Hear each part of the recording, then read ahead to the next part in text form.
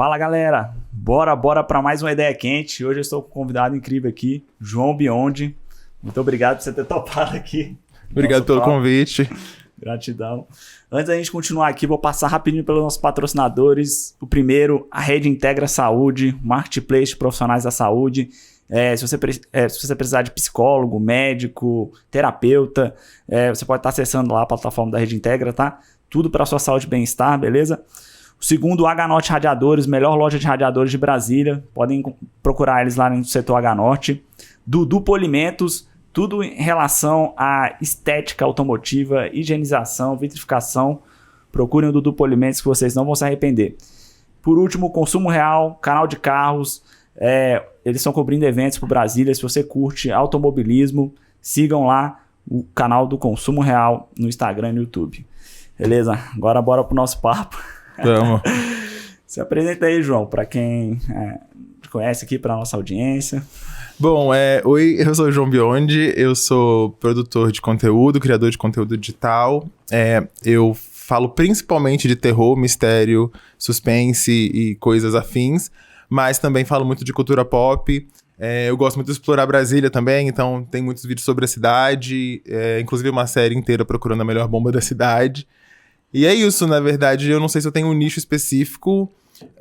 Acho que o que meus vídeos têm em comum eu faço muita pesquisa sobre o que eu falo e as pessoas gostam dos vídeos por isso, porque a maioria dos comentários que eu recebo são esses. Depois que eu vi o seu vídeo eu entendi de vez, assim. Então é isso. Massa.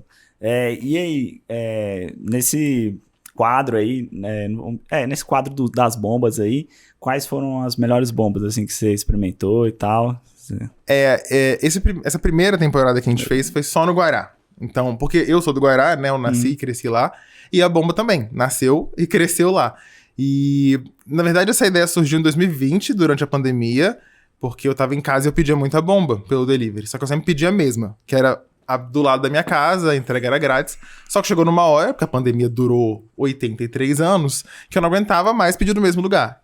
E aí eu mandei mensagem pro meu amigo Pedro, meu melhor amigo de infância, falei, cara, quando acabar a pandemia a gente tem que ir em todas as bombas do Guará e decidir qual é a melhor. Porque eu não queria, pedir uma outra bomba que eu não conhecia e pagar a taxa de entrega e não valia a pena. Aí a gente decidiu que assim que a pandemia acabasse, a gente ia fazer essa série. Era pra ser uma brincadeira mesmo, assim, a gente não pensou nem em gravar, nem nada. Só que a gente foi conversando, levando a ideia adiante. E só que acabou a pandemia em 2021, final de 2021, e o Pedro foi pro Canadá. E aí eu fiquei sem vontade mesmo de fazer. Eu queria fazer aquilo com meu amigo, assim, sabe? Eu não queria fazer aquilo pra se tornar um vídeo, uma série de vídeos em qualquer lugar. Mas aí, no início desse ano, ele voltou pro Brasil. A gente conversou com a Moema, que é uma amiga nossa, que também é amiga nossa há 20 anos. E ela é vegetariana. A gente achou interessante incluir uma pessoa vegetariana nessa busca porque todas as bombas do Guará têm opção vegetariana. E eu acho que é Legal. isso. É mostrar que é inclusivo, sabe? E aí a gente começou a fazer os vídeos e, bom, você perguntou as melhores. A gente elegeu 5 no final. Que tem a melhor batata, a melhor bomba vegetariana, o melhor estabelecimento, os melhores molhos, que são muito importantes, e a melhor bomba do Guará. As 5 estão lá no TikTok e no Instagram, não vou lembrar o nome delas agora, eu tô com medo de falar e esquecer alguma, mas o vídeo tá lá, e são elas que eu acho que são as melhores, nesse momento, pelo menos. Boa. Cara, já comi umas bombas lá no Guará, é bom, hein? Bom demais. Tem outro lugar que vocês foram também, além do Guará? Ou... Não, na primeira temporada foi só Guará, porque a gente decidiu isso mesmo, assim. Porque como eu falei, cara, o primeiro vídeo que a gente postou, a gente não imaginava que fosse virar uma série. A gente realmente pensou que fosse fazer sucesso, assim, na nossa bolha, nossos amigos iam gostar. Eu realmente subestimei a bomba de início. Eu não achava que era uma coisa que ia falar com tanta gente na cidade inteira. Só que aí a série começou a crescer, né? Influencers de Brasília começaram a querer participar e começaram a participar dos episódios.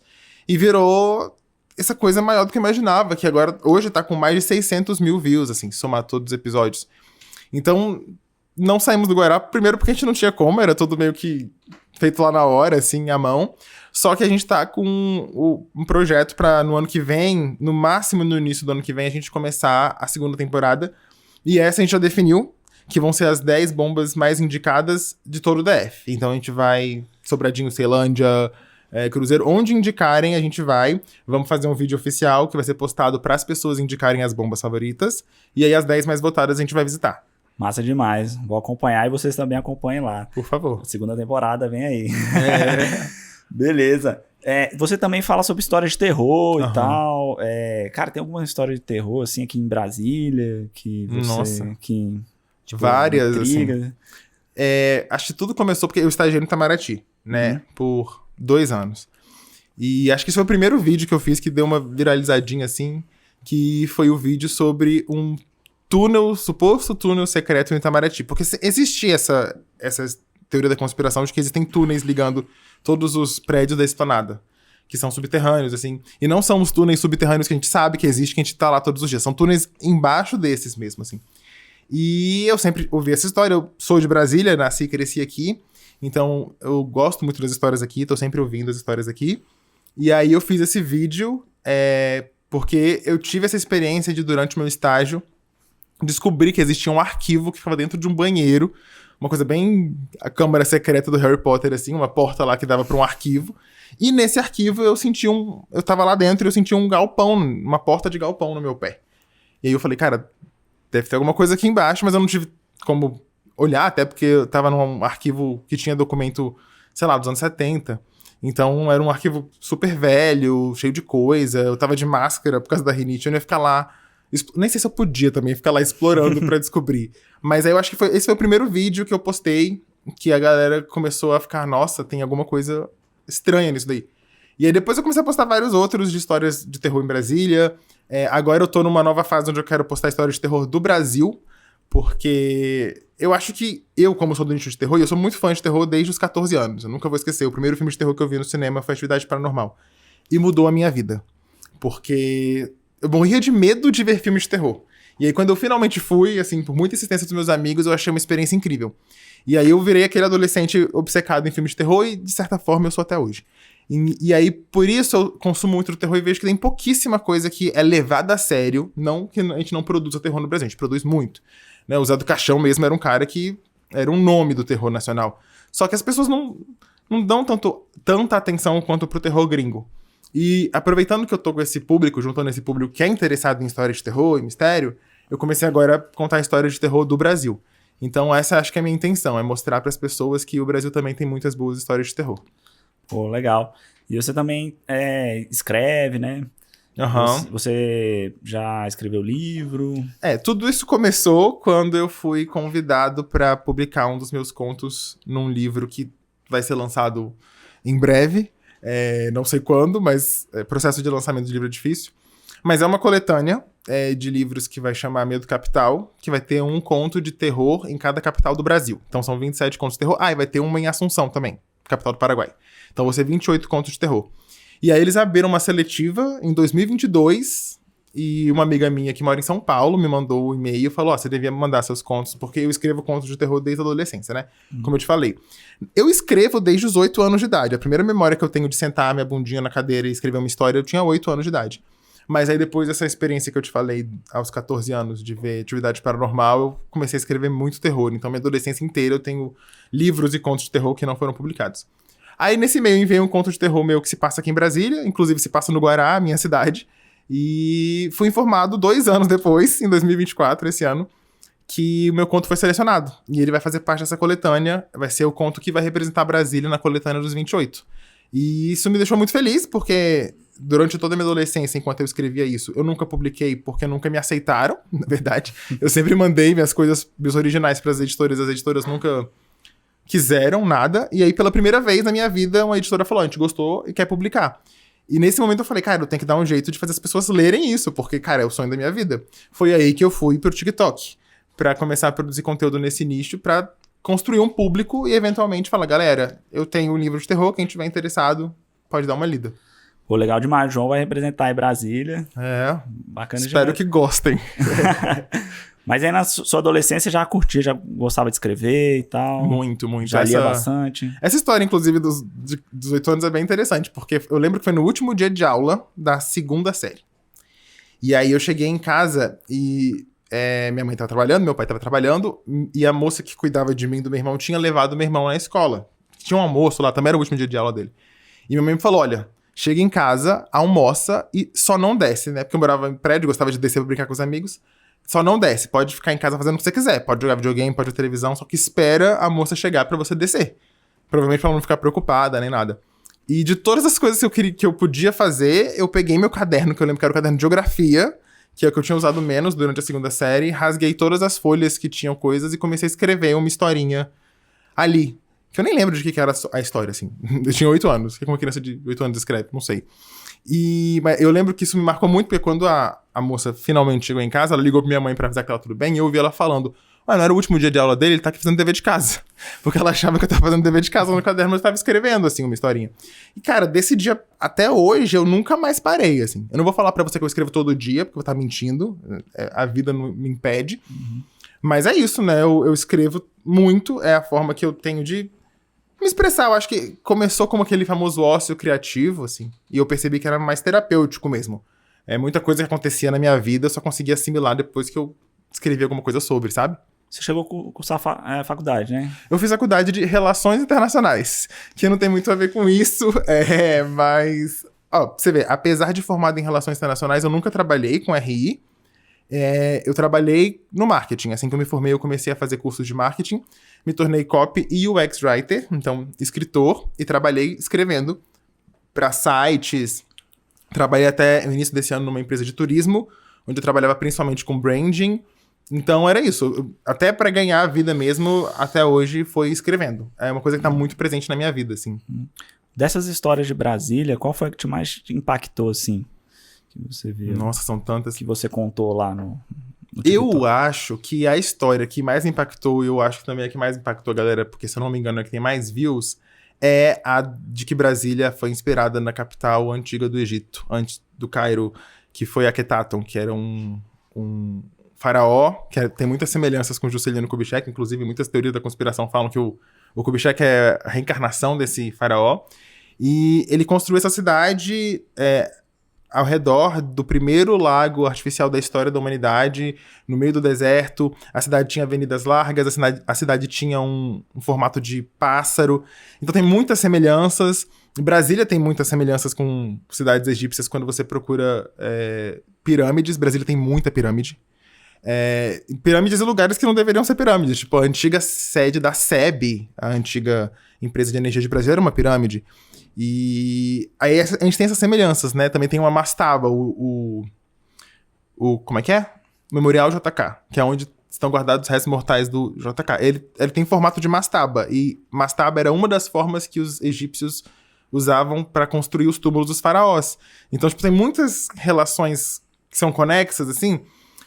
Teoria da conspiração, não existe nenhuma comprovação, até onde eu saiba, de que isso é verdade, mas são tantas semelhanças que eu acho que chamam muita atenção.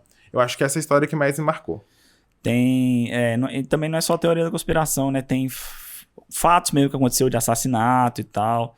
Tem um assassinato que teve aqui em Brasília, que botaram até o nome da menininha lá no Parque da Cidade. O Ana Lídia. Cara, Ana Lídia. Cara, eu fui saber dessa história esse ano, cara. Nossa, eu tô fazendo uma série sobre isso. Aí eu fiquei... acho que foi até por causa de você mesmo. Que eu fiquei bem triste em saber que era por causa disso e tal. Aquela parte do foguetinho, né? No Parque da Cidade. Que era o parque infantil que foi batizado de Ana Lídia depois da morte dela. E eu tô fazendo a série porque é um caso muito estranho.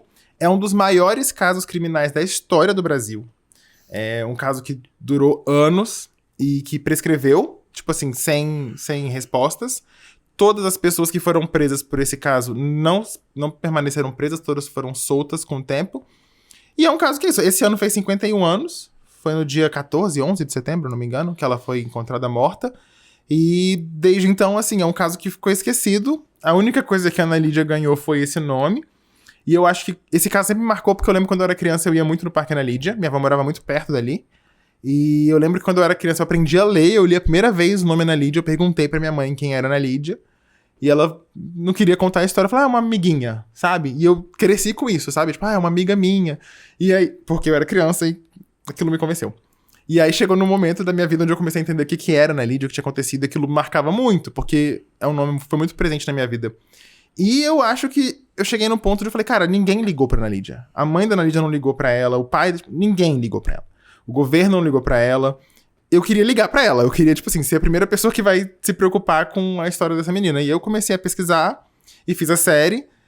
A série entrou em hiato nesse momento, porque é muita coisa, tem muita pesquisa a ser feita. Eu tenho muito cuidado, porque nessa série específica não é teoria da conspiração. Tudo lá é fato. Sim. Então eu consegui acesso aos autos do processo, eu leio o processo, eu vou atrás de pesquisa, eu entro em contato com profissionais do direito, profissionais forenses, pra entender aquilo, pra não passar nenhuma informação errada pra frente. Então é uma série que dá muito trabalho. Chegou num ponto onde, como você falou, tinha a série da bomba, tinha as outras histórias de Brasília, muita coisa acontecendo, eu não conseguia garantir a qualidade que eu sei que aquele conteúdo precisa ter. Aí eu resolvi dar uma pausa, agora eu tô escrevendo os roteiros de novo e vou voltar assim que eu conseguir. Uhum. Pra quem nunca ouviu falar, você consegue resumir um pouco o que foi essa? Consigo. É uma criança de 7 anos de idade que foi encontrada morta, foi raptada num dia e encontrada morta no dia seguinte na Asa Norte. Ela estudava no colégio Madre Carmen Salles, que existe até hoje na Asa Norte, e foi encontrada num matagal próximo ao UNB, e ela foi encontrada numa condição terrível, assim, que eu não vou descrever aqui, mas melhor. Quem tiver a intenção pode ir atrás. E foi um caso que cresceu muito, porque parecia que tinha muita gente da família dela envolvida e muita gente ligada ao governo envolvido. Só que era o governo ditatorial na época. Então, assim, a ditadura não deixava a gente falar muito mal deles. Então, muita gente envolvida com a ditadura, segundo algumas teorias da conspiração, abafaram o caso. E eu que tô tendo contato com os autos do processo, realmente tô vendo coisas muito esquisitas. Tipo assim, de uma página pra outra, um juiz muda totalmente de opinião sobre o caso. Em uma página, o juiz tá escrevendo uma tese do porquê que o fulano é culpado, na outra página ele tá inocentando o fulano. É muito estranho o que aconteceu, sabe? Fora que, como eu falei, é um caso que durou 20 anos quase pra ser solucionado, não foi. E mesmo assim o processo tem 180 páginas. Tem casos que duram, sei lá, 1 ano que o processo tem 300 páginas. Tipo, cadê o resto das páginas do processo da analista? Onde estão esses documentos? Então, todo esse processo de ir atrás da informação não tem sido fácil, mas tudo que eu consigo trazer e confirmar, né? Porque tem muita teoria da conspiração envolvendo o caso da Ana Lídia. Eu não gosto de colocar nenhuma no ar, porque eu acho que é meio perigoso, porque a gente tá falando de caso real nesse caso. Sim. Não, mas cara, intrigante esse caso aí e muito triste que a justiça não conseguiu ser feita, né? Não conseguiu uma resolução ali de quem foi o culpado e talvez a pessoa nem pagou, né? Por essa coisa, né? Bem triste. Mas aí, falando em teoria da conspiração, cara, a internet aí, esse mês, essa semana aí, tá estourando muito lá em Hollywood. A questão do caso do Puff Daddy, né? O Diddy, que dava as festas aí muito loucas e tal. Tem até um episódio dos Simpsons que aparece o Puff Daddy, eles estão lá na festa do branco, tá todo mundo de branco lá, celebridades. Tem Branquelas fazem referências, Todo Mundo em Pânico também já fez referências, né? Dizem até que Branquelas foi inspirado nas festas do Diddy, né? E, cara, eu vejo que você tá fazendo muito conteúdo sobre o Puff Daddy e tal. O que você tá achando aí do que a galera tá falando? Tem muita celebridade envolvida, né? Você tá, tipo assim, tendo muito cuidado, assim, porque tem muita coisa de conspiração, né? E também tem o que é fato, né? Sim. Onde é que você tá buscando as informações mais certeiras, assim, desse... Olha, eu não tô... Nesse caso específico, eu acho que tudo é teoria da conspiração. Tudo assim, né? Tudo que tá saindo na mídia agora é teoria da conspiração, porque confirmação a gente só vai ter a partir do momento que as coisas são divulgadas. A única coisa que a gente tem certeza absoluta que aconteceu foram os abusos contra a Cassie Ventura, porque tem vídeo disso acontecendo. E foi ela que denunciou o Diddy no final do ano passado e começou lá atrás a sei lá, começar a acontecer alguma coisa e a gente começar a se atentar que tem alguma coisa errada. Então, eu tenho escutado muito o que a Jaguar fala. A Jaguar é uma rapper que foi amiga próxima do Diddy nos anos 90, no final dos anos 90 e início dos anos 2000. E ela é uma mulher muito, assim, enigmática, eu diria. Ela tem um comportamento muito rapper, assim. E eu acho que justamente por esse comportamento dela não ser muito aprovado, ela foi tida como maluca por anos. Só que tem coisa que a Jaguar falava ano passado, ano retrasado, 10 anos atrás, que estão começando a ser confirmadas agora, sabe? E eu acho que eu tenho bebido muito da fonte do que ela fala, porque eu sinto muito que essa é uma mulher, uma pessoa que a gente tratou como maluca e tinha coisas importantes pra falar pra gente. Mas, mesmo assim, em todos os meus vídeos eu falo, olha, isso aqui foi dito por ela, isso aqui não tem confirmação, isso aqui é teoria da conspiração. E eu acho que é o que nos resta nesse momento, porque eu acho que qualquer pessoa que chegar na internet hoje e falar, não é isso e ponto, vai estar mentindo. E eu não tô me propondo a fazer isso. Eu não quero mentir sobre isso, eu não quero enganar ninguém falando que é uma informação correta ou que eu consegui um contato. Como eu te dei o exemplo, o caso da Ana Lídia, eu comecei a fazer o vídeo quando eu consegui o processo. E não é fácil de conseguir o processo. E aí eu tô me baseando no que eu tô lendo nos processos, nas notícias da época. Descobri, tipo, esses dias que tem um jornal do Correio Brasiliense que só tem versão física que tá no Senado guardado sobre o caso da Lídia e, tipo, tem que marcar um momento pra ir lá e eu vou marcar um momento... Sabe, eu tenho esse cuidado de ir atrás da fonte. E nesse caso específico, não existe muita fonte. Porque as coisas começaram a acontecer agora. Né? O cara foi descoberto agora, as coisas estão saindo na mídia agora. Eu acho que pra falar com certeza absoluta, é um pouco mais no futuro. Nesse momento, eu tô mais fazendo análise das coisas que as pessoas estão falando, das coincidências que acontecem, porque realmente tem muita coisa que fala, olha, talvez isso signifique aquilo, eu vou atrás do vídeo, eu vou atrás da referência, eu vou atrás de quem falou, e trago para as pessoas, ó, essas aqui são as coincidências do caso. Não é que é uma confirmação, mas essas coincidências são intrigantes. Como meu nicho é justamente esse, falar de mistério e suspense, eu acho que meu público gostou por isso, entendeu? Massa demais. Pois é, e ressuscitou muita coisa ali, por exemplo, a morte do Tupac, do Notorious Big, tem a música do J. Cole, né, que o pessoal toda hora faz corte com ela lá. Cara, que e é uma coisa louca, porque esse foi meu primeiro vídeo a bater 1 milhão de views, assim. E tá com quase 6 agora. As pessoas realmente estão muito interessadas em saber sobre essa música. E ela sempre teve a música de 2013, e as primeiras teorias sobre essa música começaram em 2013, assim que elas saíram. Porque aquilo que eu falo no vídeo, é uma música que ele diz que ele fez pra esposa dele, que fala sobre a tentação da fama, mas aí de repente ele começa a soltar uns nomes de pessoas que morreram misteriosamente em Hollywood. E aí você fica, não, calma, mas essa música é pra sua esposa, por que tem esses nomes? E aí a galera começou a ir atrás, assim, quando eu fiz o meu vídeo, já tinha muito conteúdo sobre essa música feito. Muitos são muito antigos, mas alguns mais recentes também.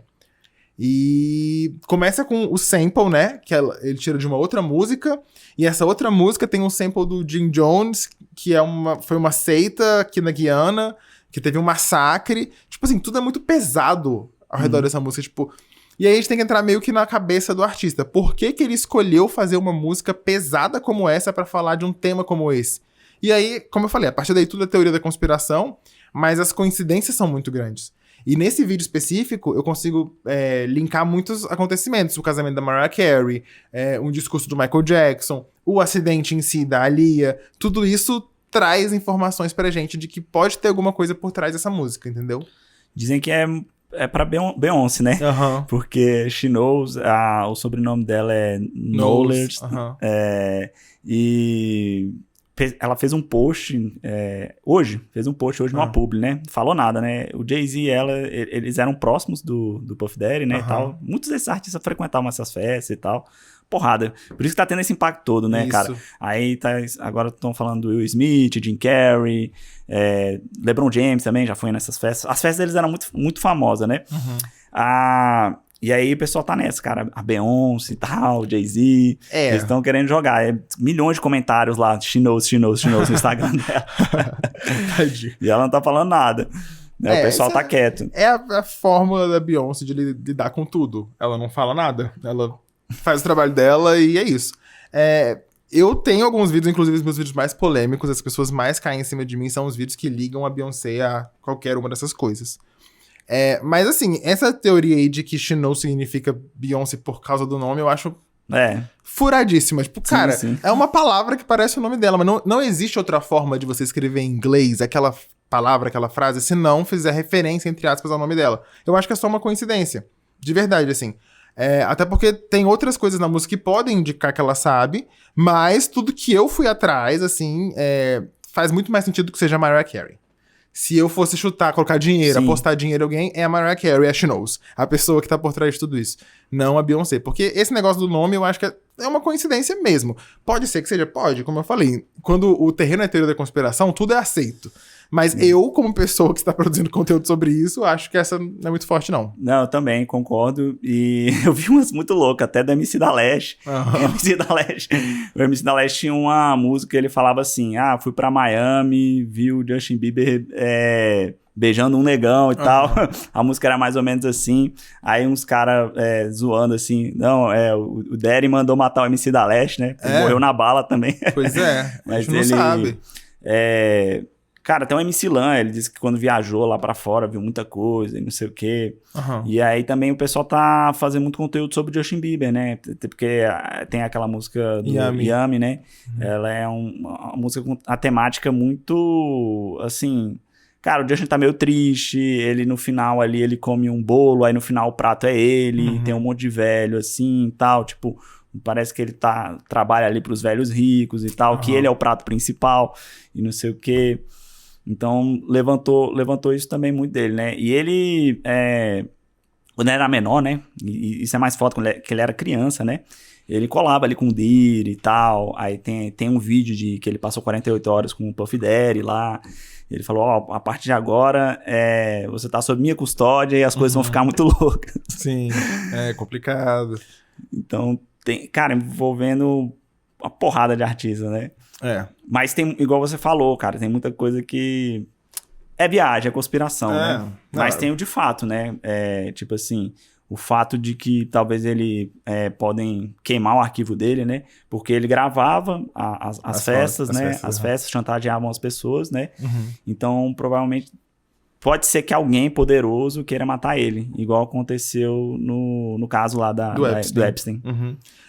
Nesse momento é o que tá mais sendo falado, que podem querer apagar ele porque ele sabe demais.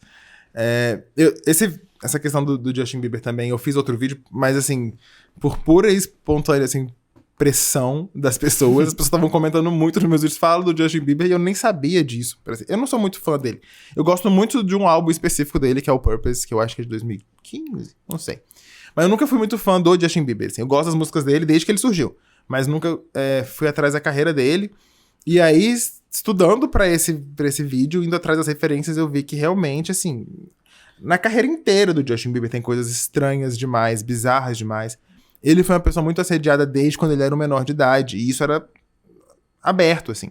Ninguém tinha pudor de um menino de 16 anos de idade estar no palco e aí pegavam ele, beijavam ele à força, sabe? Colocava a mão na bunda dele. E era uma criança. Então, assim, é meio maluco a gente pensar que esse tipo de coisa acontecia e era normal há 10 anos atrás. E é o que eu falo no vídeo também. Tipo, se isso é o que a gente via, imagino que a gente não via que acontecia com ele. E esse vídeo, o Yami, é muito, realmente muito... estranho, porque é uma música que chama Delícia, e ele falou que seria uma música sobre a relação com a Hailey, a esposa dele, e ele já adiantou que ia ser uma música com conotação sexual, é só você ler a letra, e aí de repente o clipe era num restaurante, e a divulgação toda do clipe foi feita com fotos de bebês. Ele postou, tipo assim, umas 30 fotos de bebês no Instagram dele. E, tipo, cara, como assim? Foto de bebê pra divulgar uma música que você falou que tem conotação sexual? Então, tipo, tem muitas pistas de que alguma coisa estava errada, sabe? E no clipe, como você falou, é um clipe pesado, é um clipe que parece que é um clipe engraçado, parece que ele tem a intenção de ser uma piada, só que uma piada que ninguém riu. E é isso, eu acho que tem muita questão estranha nesse clipe aí. Por isso que eu acho que as pessoas queriam que eu falasse sobre o clipe justamente por isso, porque não é uma coisa que cai bem, sabe? Pois é. Cara, eu gostava muito da música do Last Night. Mas eu vou continuar escutando, cara. Mas o pessoal fica até zoando. Na parte do Diddy, não canta. Eu acho que não vai mudar muita coisa, não. Acho que eu continuo ouvindo, assim, acho que eu não ouvi a música desde que aconteceu. Mas se aparecer aqui no meu Spotify, não vou pular, não. Também gosto. Tem história dessa música comigo na infância, na adolescência, na balada e... enfim, eu não vou contaminar as minhas boas memórias com o erro dos outros. Eu acho que é isso aí. Ele errou, ele que pague. Não tem nada a ver com isso. E assim, o cara, ele tinha histórico, né? Ele alavancou ali o hip hop, né? Tipo, lançou muitas pessoas e tal. Tava ali junto com a Sony, tinha a gravadora dele, né? O Jay-Z também lançou muita gente. E... cara, aí já tinha histórico dele ter trocado tiro em balada, já tinha algumas denúncias, mas só que ele ia fazer acordo com a pessoa, né? Então demorou demais, velho. Eu acho que por ele ter grana e influência, né? E talvez, não sei, essa questão dos vídeos, demorou pra ele rodar, né? Demorou muito pra ele rodar. Teve que fazer muita besteira até agora conseguir ele ir pra cadeia, né? Provar. E agora ele tá lá, sabe-se lá o que ele vai fazer lá dentro, como ele vai lidar com o que tá acontecendo ao redor dele. Mas é isso, ele tem muito poder e eu acho que essa é a questão do momento. Eu acho que esse assunto, ele virou o assunto do momento e ele vai continuar por muito tempo, porque ele envolve muita gente. É muito difícil você ser uma pessoa que tá alheia a tudo isso. Porque talvez não, assim, muito provavelmente uma pessoa que você é muito fã tá envolvida de alguma forma, algum rumor. E eu acho que é isso que chama a nossa atenção. É pensar, cara, aquela pessoa, tipo a Beyoncé mesmo, que é... Os fãs da Beyoncé são muito devotos dela, né? É como se fosse uma religião mesmo. E eu também sou muito fã dela. Eu não sou nesse nível, mas eu sou muito fã dela. Eu acho que dessa galera que tá envolvida aí, a pessoa que eu sou mais fã é a Beyoncé. E é muito difícil pra essa galera que literalmente idolatrava ela até ontem aceitar que ela tá envolvida num esquema tão pesado, com crimes tão horríveis. O simples fato dela saber disso incomoda as pessoas, sabe? Mas nessa mesma pessoa que eu falei, a Jaguar, que é de onde eu tiro a maioria das coisas, ela diz que a Beyoncé também é uma vítima. Que a Beyoncé também é uma funcionária do Jay-Z. Ela não é a esposa dele. Ela come o que falam pra ela comer, ela veste o que falam pra ela vestir, ela canta o que mandou ela cantar. E quando você olha pra carreira da Beyoncé, faz meio que sentido, assim, porque ela tem muita produção. Ela escreve muito pouco das músicas dela. Você vai clicar nos compositores das músicas dela, tem tipo assim, 15 pessoas compondo uma música só. E é uma música que fala sobre a vida pessoal dela. E você fala, cara, por que tem tanta gente compondo uma música dessa mulher? Parece que tem alguém querendo escrever junto com ela. Mas como eu falei, é tudo teoria da conspiração. Não dá pra saber se ela tá envolvida, se ela sabia, se ela tem culpa, se ela é uma vítima. Tudo isso, cara, só o Diddy dirá, assim. Tipo, o tempo, né? Desenrolar. Mas isso é legal, velho. Traz uma reflexão da gente não idolatrar tanto, né? Artista e tal. Ficar nessa loucura, botar o cara num pedestal, né? Às vezes colocar acima de você fazer tudo. Ah, meu Deus. Não só acima de você, né? Acima de tudo. Pois é, acima de tudo. Porque você vê aí, às vezes a pessoa é um filha da puta, igual o Diddy. E você e também é um ser humano, né? Tem erro, tem falhas. Exatamente. Caga e perda como... Se a gente for aprender uma lição com tudo isso, é isso. É tipo assim, não espere que só porque a pessoa marcou sua vida... O exemplo que eu dei aqui agora, Last Night, a música, marcou minha vida, minha adolescência, minha infância. Não por isso eu vou entrar em negação total de que a pessoa que fez essa música, que foi especial pra mim, pode ser uma pessoa criminosa. Então eu digo mesmo da Beyoncé, da Rihanna, do Jay-Z, de todos os nomes que estão aparecendo. Pode ser que essas pessoas sejam pessoas ruins, sim. E assim, não é culpa sua, não é culpa de ninguém. É culpa exclusiva deles, assim. Cara, e foi encontrado mais de 1.000 lubrificantes lá na casa do cara. Isso é muito bizarro. Muito bizarro. E tipo assim, cara, você vê que as festas devia ser realmente um bagulho insano, velho.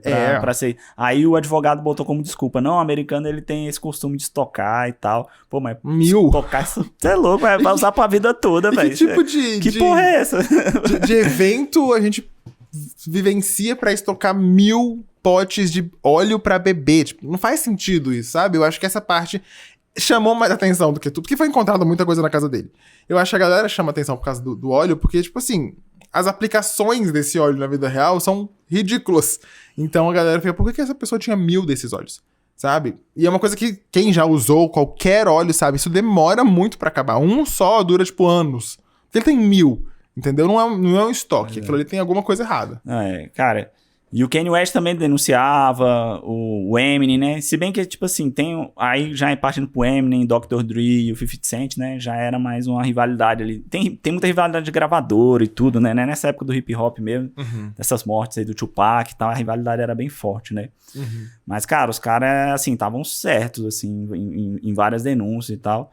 E, mano, eu espero que o Diddy pague essa porra aí. Porque, velho, ele fez muita fila da putagem, tem vídeo dele batendo na esposa e tudo. Então, cara, ele tem mais que se lascar.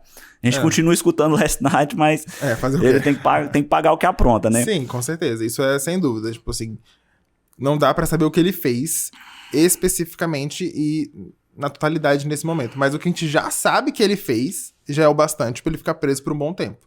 Então eu espero que essa justiça seja feita. E muito atrasada, né? Com uns 20 anos de atraso aí. Aí tem o caso do Michael Jackson, né? Que também era muito amigo da Mariah, né? Muito amigo da Mariah. Eles eram muito próximos, assim.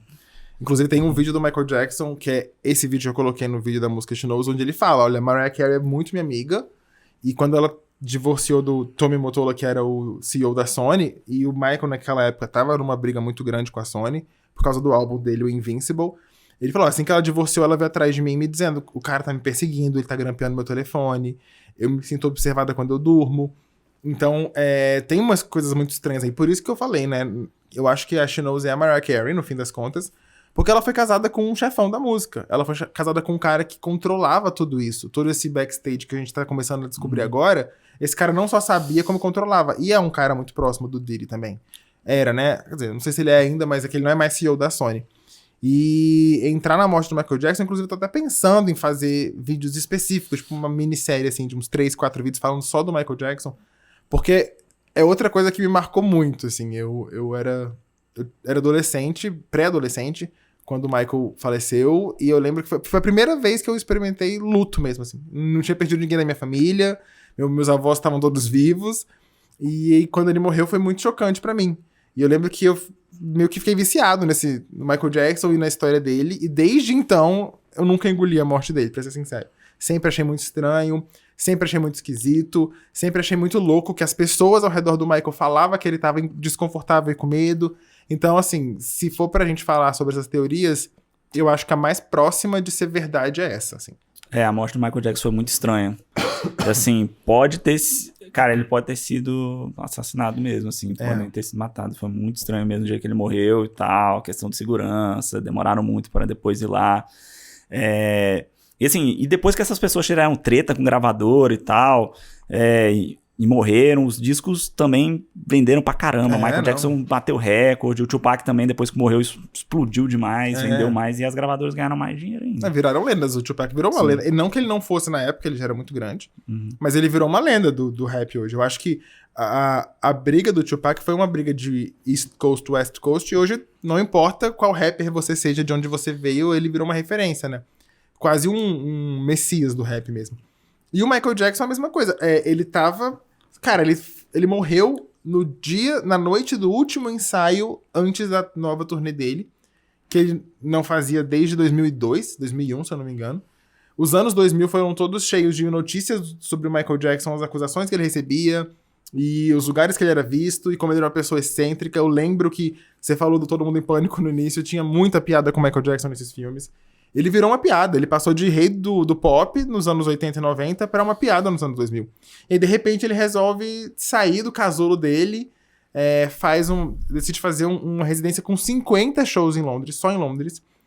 Logo o Michael Jackson, que a gente sabe que não gosta de fazer shows, ele já falou isso várias vezes, e aí de repente ele morre, sabe? É muito louco.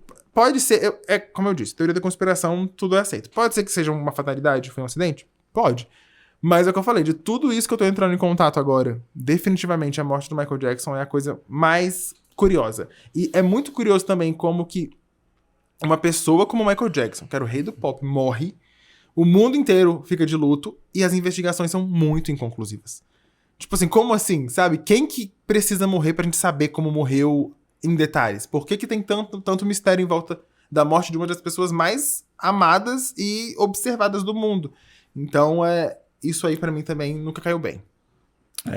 Cara, e teve já brasileiro que participou da festa do Puff Daddy. Tem um vídeo da Anitta fazendo live com o Puff Daddy e falando sobre a festa e tal, que na festa ela ficou muito doida e tal, que não lembra quase de nada. E ele falando, o que as festas são muito loucas e o que acontece nas festas fica nas festas. Não, são festas muito loucas mesmo, eu imagino pela descrição das pessoas. Semana passada eu fiz um vídeo também, porque eu descobri que isso já tá incluído no processo, isso aqui já não é mais teoria da conspiração, isso tá no processo. Que essas festas, né, os freak-offs, como eles chamavam, não era incomum que eles durassem mais de uma semana. Mais de uma semana de festa. 7, 8 dias de festa sem parar.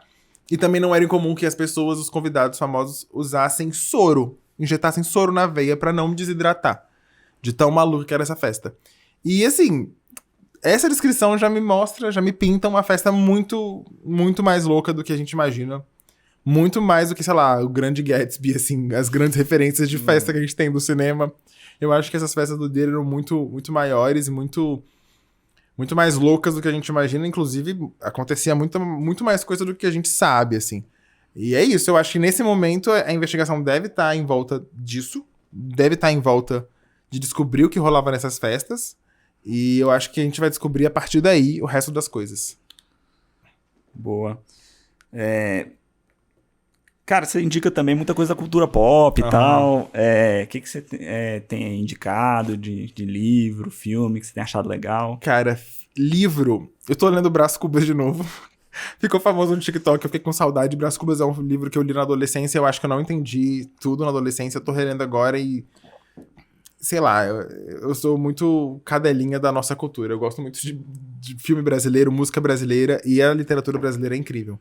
Não à toa o Brás Cubas explodiu no TikTok. Explodiu porque aquela TikToker americana leu o livro e achou o melhor livro da vida dela. Então eu tô relendo Brás Cubas, que não é muito meu nicho é mais terror. E eu tô muito afim de ler um livro que chama Yellow Face, que é o livro de uma escritora asiática que tem uma amiga branca, e aí a escritora asiática meio que falece, morre, e aí a amiga branca pega o livro dela e lança como se fosse dela. Só que o livro tem muita coisa que é da cultura asiática, e as pessoas começam a desconfiar, falam, como é que você sabe disso se você nem cresceu aqui na Ásia e tudo mais? Então é um suspensezinho assim, aquele, tipo, será que vão descobrir? Que eu acho que eu não li, mas indico. Aquele tipo de coisa, grande livro, não li. E de filme, eu tô muito impactado ainda por Long Legs, que é um filme de terror. Meu nicho é mais terror, tá, galera? Então, assim, eu tô muito impactado por Long Legs nesse momento, que eu acho que é um filme que eu não esperava que fosse mexer tanto comigo. É um terror muito pós-terror, esse termo que a galera do cinema não curte muito, que tem esse estilo mais psicológico, tá mais nas nuances, não tem susto, não tem tanto monstro, espírito, mas que você termina de assistir e você fica, caraca, minha vida está diferente, sabe? A ameaça fica no ar. Eu tô bem obcecado por esse filme nesse momento, e tem um que tá no cinema agora, que eu não vi ainda, que chama A Substância, que eu tô muito afim de ver, que bombou em Cannes, é com a Demi Moore. Eu não vi ainda, mas confio muito nas pessoas que assistiram e gostaram, e tô muito ansioso. Então, se eu fosse indicar Long Legs, seria o filme que eu já vi e gosto. E se eu fosse falar de um filme que eu quero muito ver nesse momento, seria A Substância. E se eu falar um filme que não é terror, o filme que eu mais gostei de ver esse ano chama Rivais, que é o Challengers com a Zendaya. Eu achei aquele filme incrível. Assim, incrível. E é um filme sobre tênis. Uma coisa sobre mim é eu odeio esporte. Assim, odeio não é a palavra, mas eu não acompanho nenhum. Eu não gosto de futebol. Eu não acompanho nada. E é um filme sobre tênis. Mas é um filme sobre tênis que eu fiquei obcecado. Assim, é um filme que quando acabou também senti que minha vida mudou. As cenas finais desse filme me deram mais adrenalina e mais ansiedade que muito filme de terror. Então eu acho que o melhor filme que eu vi esse ano foi Rivais. E o melhor filme de terror que eu vi esse ano foi Long Legs. Legal. Cara, eu nunca me arrependi. Eu não gosto tanto do gênero de terror e tal, mas assim, assisti já alguns. Uhum. Mas livro, cara, uma vez eu me arrependi de ter lido um livro. Tipo assim, tinha um amigo meu que ele era programador, ele lia muito de tudo, né? Cara, teve um conto japonês que eu li de terror, velho. Ah, japonês. Caraca, velho, eu me arrependi de ter lido um livro. Japonês é difícil. Nossa, cara, não, mas tava, assim, era um japonês que escreveu, né? Mas só que tava todo em português e tal, traduzido, né? Cara, essa história é muito bizarra, muita coisa louca, assim. Aí caraca, velho, eu li, eu falei, depois eu fiquei arrependido, né? Terror japonês é complicado. Mas dentro da bolha do terror. Isso um tempo atrás. Mas, cara, tem um monte massa, assim, atividade paranormal e tal. Isso aí eu curti muito essa época, a época dos Jogos Mortais. Não é tão terror assim, mas mas tem bastante legais aí, né? Incomoda, né? Mas livro, cara, livro você mexe muito com a tua imaginação, né? Eu concordo 100%, assim, eu tenho muita... Eu nunca assisti um filme de terror que me deu medo, nunca. Que eu saí do cinema e falei, cara, não vou conseguir dormir. Isso não aconteceu. Tanto que eu gosto de assistir mesmo pela experiência. Também nunca joguei um jogo de terror, e eu sou muito fã de jogos de terror, joguei vários famosos. Nunca joguei nenhum que me deu medo, assim, susto, obviamente, durante o jogo eu vou levar. Mas assim que eu terminei de jogar e fiquei com medo. Agora, livro de terror... livro e podcast, cara, são duas coisas. Porque eu acho que é quando a nossa imaginação que cria, ela vai direto no ponto que ela sabe que a gente tem medo.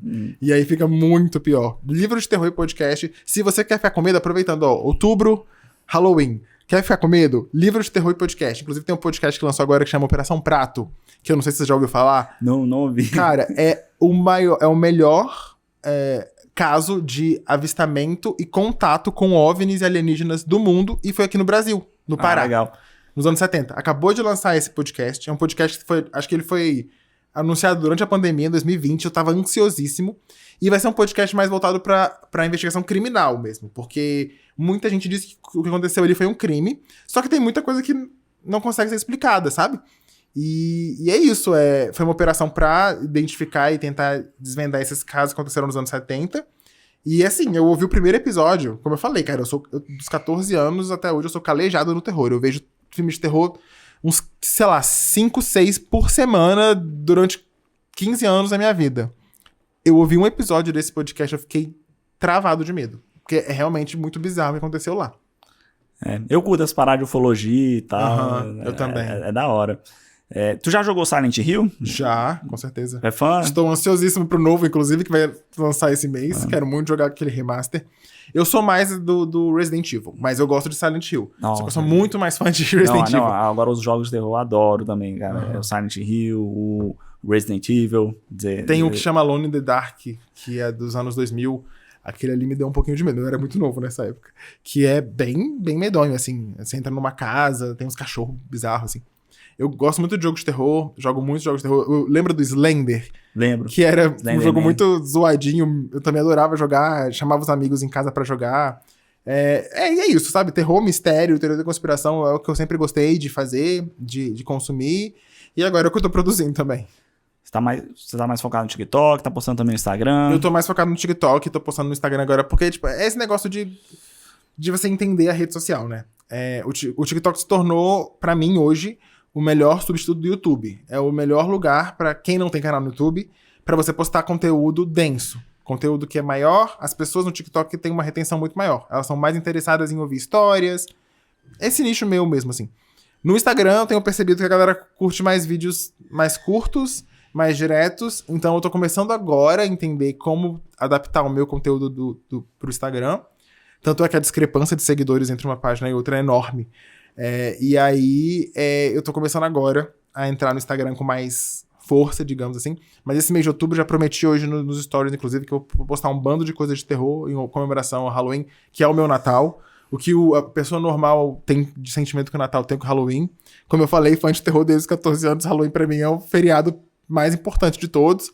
Então, em comemoração ao Halloween, esse mês eu vou postar muita coisa voltada pro terror, essas histórias de terror no Brasil, creepypasta. Eu recebo relatos de pessoas também contando histórias de terror. Faz tempo que eu não leio os relatos. E tem uns que eu já separei pra contar esse mês. Então, assim, vai ser um mês dedicado pro terror.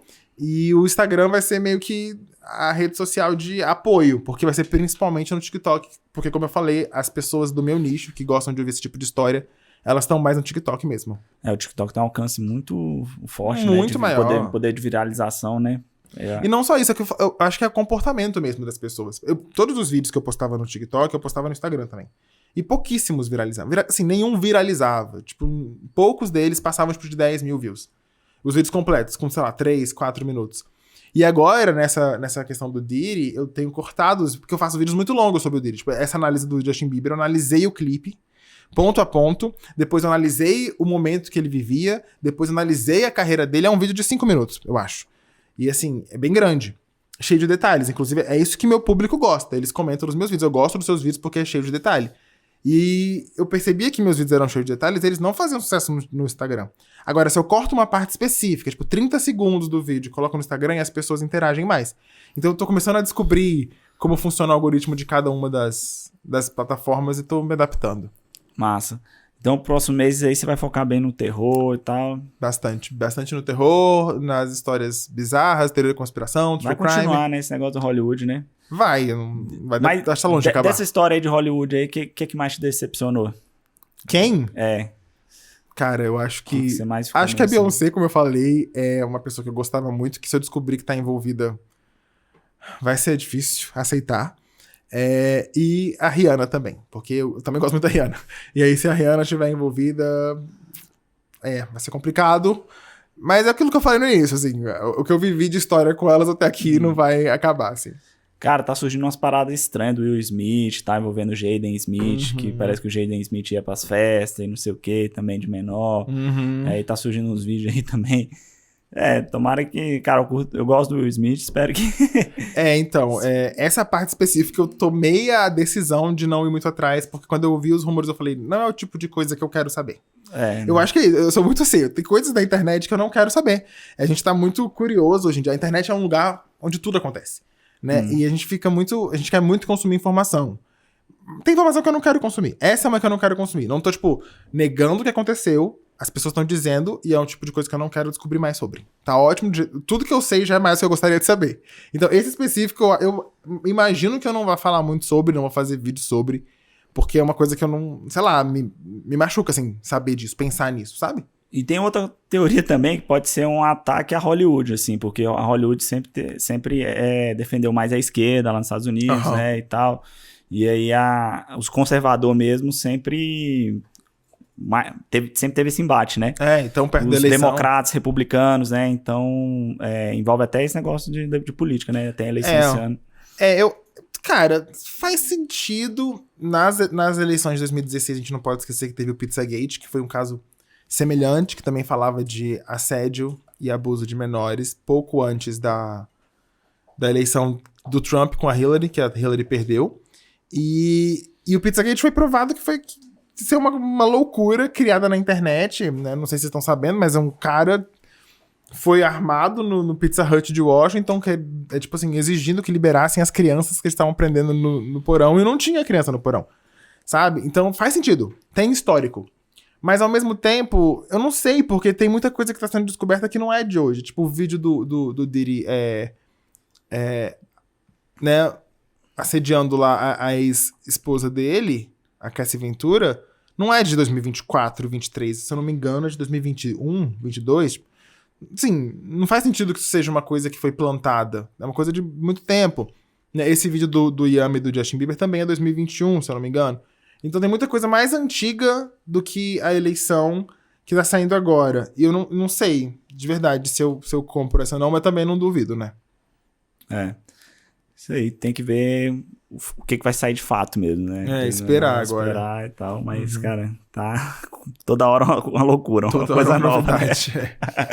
Novidade. Ei, João, e uma ideia quente, assim, pra quem quer produzir conteúdo, escrever e tal, qual seria a sua dica, assim? Eu acho que se você quer produzir conteúdo, você tem que consumir conteúdo. Mas acho que consumir conteúdo, hoje em dia, a gente consome muito no automático, eu diria. A gente vê muito TikTok, muito vídeo no Reels, muito vídeo no YouTube que a gente não lembra no dia seguinte. Eu que sou uma pessoa, como eu falei, que escreve desde pequeno e gosta de terror, eu sempre tento buscar referências naquilo que eu consumo. E não só na internet, porque, filme também é conteúdo, livro também é conteúdo, série também é conteúdo. E se a gente tá consumindo esse conteúdo, se você quer produzir conteúdo pra internet, o que você tira das coisas que você consome? Sabe? Você gostou muito desse filme por quê? Qual foi a coisa que mais chamou a atenção? Tenta replicar isso nos seus vídeos. Sei lá, se é um debate, se é um momento, se é uma fala, uma pessoa, uma ideia. E eu acho que é isso. Eu acho que eu consegui chegar onde eu cheguei na internet. E hoje, porque eu tenho muita referência. Como eu falei, eu pesquiso muito, eu vou muito atrás das pessoas. Eu sei identificar quem tá falando uma coisa que vale a pena ouvir, quem tá falando coisa que não vale a pena ouvir. E isso tudo é, experiência. Sabe? Você tem que fazer... Eu nasci no ano que dizem que é o primeiro ano do Gen Z. Então eu sou meio que transgeracional. Porque, teoricamente, eu sou Gen Z, mas eu me reconheço como millennial. Então eu tô meio que no meio dos dois. E eu acho que a gente que cresceu com a internet, a gente aprendeu com a internet. E eu acho que é isso. Aprenda a consumir coisas corretas e coisas que você realmente vai retirar boas referências e faz o seu corre, assim. Produz suas coisas. Eu acho que todas as pessoas que querem se comunicar na internet têm algum tipo de coisa que ninguém tem ainda. Acha a sua autenticidade, usa suas referências e produz. Show. Tem alguma frase, livro que te impactou assim, que já te ajudou? Tem um livro que chama O Livro da Bruxa, do Roberto Lopes. E ele é um livro muito pequeno, você dá pra ler em uma tarde, assim, de verdade, muito, muito pequeno. E é a história de um médico que o Roberto Lopes disse que é uma história real, mas, assim, né, não dá pra saber. E ele era médico e ele recebeu uma senhora de 83 anos no hospital. E aí ele examina a senhora e ele fala, não, você tá bem? Não tem nada de errado com você. O que você vai fazer aqui? E ela responde, bom, eu não vim aqui por mim, eu vim aqui porque tem alguma coisa errada com você. E aí ela fala que é uma bruxa e que ela vai começar a revelar umas coisas sobre a vida dele pra ele. E é um livro que fala muito sobre perspectiva. A partir desse momento do livro, ela começa a mostrar como todas as coisas que ele enxerga de uma perspectiva pronta, digamos assim. Sei lá, eles estão num cruzamento, num engarrafamento, e aí ele reclama que o carro entrou na frente dele, e ela propõe uma perspectiva diferente do que acabou de acontecer. E eu acho que esse livro mudou... Eu li esse livro com, sei lá, 12 anos. E eu li de novo várias vezes. Isso mudou a forma como eu enxergo a vida. De verdade. Porque é isso, o livro fala pra você olhar de novo para as coisas que acontecem. Pra você, tipo, sempre ter uma opinião mais redonda a respeito das coisas, pra você pensar antes de falar. É isso, eu acho que é o livro que me moldou. E é um livro muito underground, assim. Eu conheço quase ninguém que leu. Conheço uma pessoa que leu também. E eu li quando eu tinha 12 anos, como eu falei. Porque eu achei que era um livro sobre bruxaria, sobre uma coisa meio Harry Potter. E não era nada disso. E mesmo assim, me marcou muito. Eu acho que até hoje é um dos meus livros favoritos, assim. Tipo, hoje é muito difícil uma história de terror te impactar, né? Muito difícil. Muito difícil mesmo. Tô tentando pensar aqui a última vez que eu fui impactado, mas... é que quando você assiste muito filme, cara, você já vê de tudo, assim. Eu acho que esses casos, como eu falei, o podcast da Operação Prato, por ser um podcast onde eu tô ouvindo e criando as coisas na minha cabeça, e por ser um caso real, que envolve ufologia, da parte do terror, a ufologia é a parte que mais chega perto de me dar medo, porque é a coisa que é mais plausível. Tipo assim, por que é tão difícil imaginar que existam seres extraterrestres? E recentemente agora o governo brasileiro liberou aí um documento com todos os avistamentos de OVNI no Brasil, dos anos 70, se eu não me engano, até hoje. E tem um site lá, eu fiz até um vídeo ensinando, quem quiser acessar, quem tiver coragem. Tem como você acessar os casos de avistamento de OVNIs na sua cidade. E sim, aqui em Brasília tem muito avistamento de OVNI. Eu descobri lá no Guará, perto da minha casa, uns 3 nos anos 90. E é isso, sabe? Eu acho que me assusta pensar que, tipo... Porque se for verdade, se rolar um alienígena, o que você vai fazer? Nada. Tipo, com certeza uma galera que conseguiu chegar em outro planeta, uma galera que tem mais tecnologia, mais poder do que você. Então eu acho que é a parte do terror que mais me assusta. Mas mesmo assim, eu nunca vi um filme, nem nesse tema, que me assustou. Eu gostei muito de Alien Romulus, que saiu esse ano. Acho que tá no cinema ainda. Que é sobre alienígenas. Outra dica aí, boa. Muito bom. Esse é terror mais de ação. O Long Legs é terror mais de... Sabe, de atmosfera. Esse é tipo terror, tem que matar os bichos atrás de mim. Se você gosta desse terror de monstro, de sendo perseguido, excelente, assim. É um filme muito bom de ver no cinema, porque dá aquela adrenalina. Massa. Eu não gosto tanto, né, de terror com demônio, com negócio de espírito e tal. Antigamente eu tinha medo, né? Mas hoje, assim, sei lá. Depois...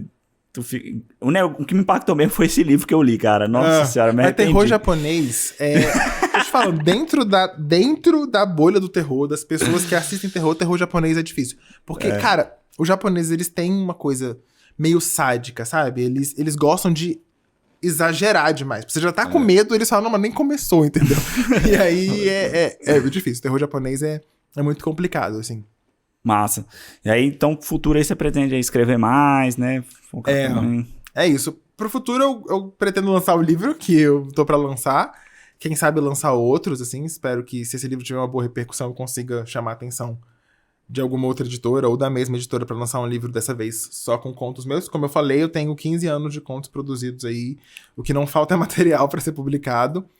Meus amigos leem, meus amigos gostam, mas são amigos. Eu acho que é dever deles gostar. Então é isso, eu acho que eu gostaria de viver no futuro como uma pessoa que produz e é visto como referência no terror. Porque, como eu falei, eu acho que o terror nacional tem muito a oferecer e é pouco reconhecido. E eu gostaria muito que as pessoas reconhecessem mais, principalmente os fãs do terror, que como parte da comunidade, é uma comunidade que é totalmente voltada lá pra fora, pros Estados Unidos e pra Europa. Cara, pensando bem, não tem muito filme de terror brasileiro, né? Tem, mas eles não são muito divulgados, assim, eles não são muito... Tem 2 filmes de terror brasileiro que eu sempre indico, que eu acho que as pessoas vão gostar. Um chama As Boas Maneiras, e é muito bom. É um filme de terror, assim... É terror de criatura folclórica, não vou dar spoilers. Tem uma criatura folclórica, só que é um terror que leva o seu tempo. Você vai assistir, acho que o filme tem 2 horas. Até 1h20 não parece um filme de terror, parece um filme de suspense. E tem outro que chama O Animal Cordial, que é excelente. Que é com o Murilo Benício, é num restaurante, ele é o dono de restaurante, aí ele vai fechar o restaurante, chega um casal de última hora, assim, pra comer, e aí coisas acontecem no restaurante, que também não vou dar spoiler.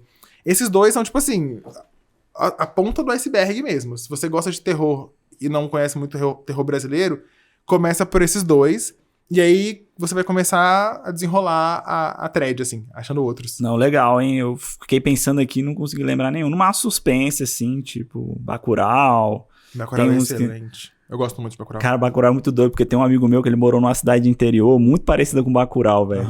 Nossa, eu assisti junto com ele, foi muito engraçado ele zoando, assim, ele falando, cara, era desse jeitinho, assim, o caminhão da água tinha que chegar lá toda semana, Sim. todo mundo se conhecia. Esse é muito legal. E é isso, eu acho que o terror brasileiro, ele tem isso, ele se comunica com a gente de uma forma que o terror gringo não se comunica, porque é a nossa realidade. Eu acho que se você gosta de terror por causa do medo, você vai ter muito mais medo de ver uma coisa que poderia acontecer com você, porque é no Brasil, porque tá na sua realidade, esse seu amigo. Cara, tudo que eu tô vendo aqui, eu vivi. Então, o que aconteceu aqui poderia acontecer comigo. E quando a gente vê filme gringo, em Nova York, sabe, em Los Angeles, tá muito distante da nossa realidade. Como é que aquilo vai te impactar se tá distante da sua realidade, entendeu? Então, é isso. Eu gostaria, assim, se eu fosse pensar um sonho a ser realizado, é ajudar a levar a palavra do terror nacional pro Brasil, assim. Muito bom, João. Cara, queria ter mais tempo, um papo muito bom. Eu também. Mas, pra quem quer te encontrar... É @ojoãobiondi, do jeito que se lê mesmo. Biondi é B-I-O-N-D-I. Então, Biondi com 2 Is. No Instagram e no TikTok também, né? Nesse momento, como eu falei, nesse mês de outubro, tô 100% focado em produzir contos de terror, histórias de terror, relatos de terror. Mas assim, não vou deixar de falar sobre o que tá acontecendo no mundo. O caso do Diri não acabou. Postei vídeo agora sobre isso, inclusive, antes de vir pra cá. Então, o que tiver acontecendo eu vou falar. E como você falou também, muito indicação de cultura pop. Eu faço muito ranking, tipo, melhor temporada de tal série. Então, é isso. Tipo, se você gosta de cultura pop, eu gosto de falar que eu conto histórias bizarras sobre a cultura pop. E é isso. Qual a melhor série que você já assistiu? A melhor série? É. Nossa. Ai, calma. Eu gosto muito de House of Cards, que não é terror. E eu gosto muito de Big Little Lies, que também não é terror, é totalmente diferente, é um dramão assim, mas eu acho tão incrível aquela série, tão bem feito. Breaking Bad, entrei nesse... Então, eu odeio Breaking Bad. Caraca, eu acho bom. Mas assim, eu sou a pessoa que eu reconheço a importância de Breaking Bad. Eu sei que é uma série incrível. Quando eu assisto, eu falo, isso aqui é muito bem feito. Só que nunca me pegou, sabe? Sabe quando você, tipo, não sente nada pelos personagens? Tipo, por que eu vou assistir a série? Eu assisti 2 temporadas de Breaking Bad, 2 temporadas e meia. Eu fui até a metade da terceira e eu cheguei, cara, não está me fazendo bem, não está me trazendo felicidade e eu não vou investir mais tempo nisso. E aí eu desisti. Vou reassistir eventualmente, mas neste momento não é uma série que eu gosto. Cara, tem que reassistir, hein? Tá, vou reassistir. Não, mas beleza. Mas é isso, você gosta mais de suspense, terror. Né, essas 2 que eu indiquei, nenhuma das 2 é suspense. Não? Mas... não, House of Cards é bom pra caramba. É suspense político, né? É suspense político. Eu gosto disso, porque é um suspense político. Eu gosto de... Já percebi que o conteúdo que eu gosto, seja de terror ou não, é que tem personagens muito bem escritos. Quando o personagem é muito difícil de entender, é muito difícil você conseguir prever o que o personagem vai fazer, me atrai. House of Cards é isso. Você não sabe o que aquele cara é capaz, entendeu? Entendo. Cara, mas é isso. Muito obrigado, João. Pessoal, sigam o João, @JoãoBind. Beyond. Beyond. Só foi de zoeira. Boa. João Beyond. E sigam também o @Ideia Quente Podcast, tá? YouTube, Instagram. Meu Instagram também, @Felipe Pérez, tá? Tamo junto. Obrigadão, João. Obrigado pelo convite. Excelente conversa. Valeu. Tamo junto. Até a próxima. Tchau.